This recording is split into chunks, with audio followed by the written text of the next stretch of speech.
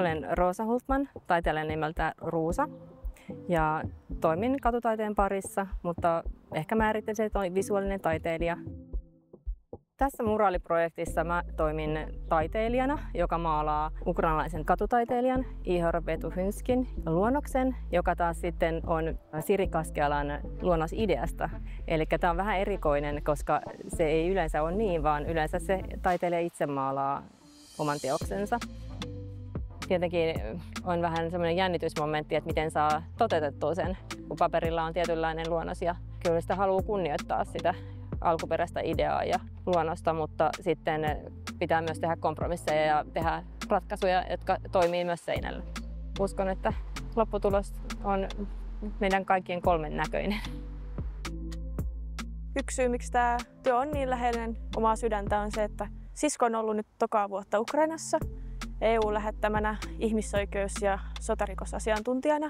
Hän lähettää sieltä paljon videoita, asuu Odessassa, niin jotenkin se todellisuus ja se arki siellä niin on tullut tutuksi ja on saanut syvempää tietoa siitä.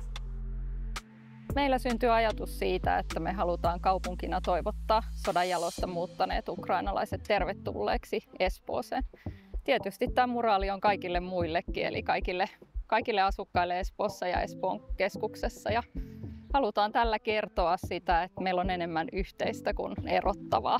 Ja tietysti tämä kotikaupunki on yksi tärkeä yhteinen juttu.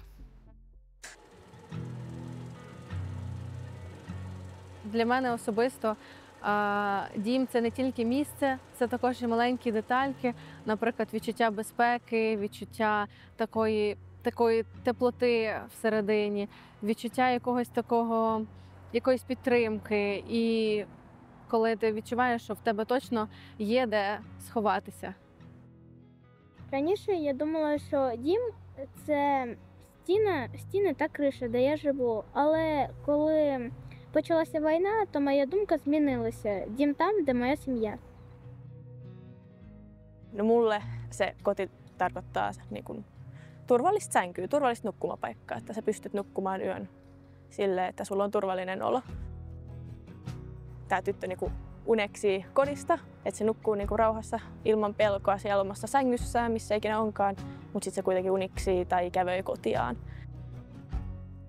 Я була дуже рада взяти участь в цьому проєкті, надихнути трохи художників на створення цієї роботи, яка все ж таки вийшла. І було б добре, якби ще такі проєкти були.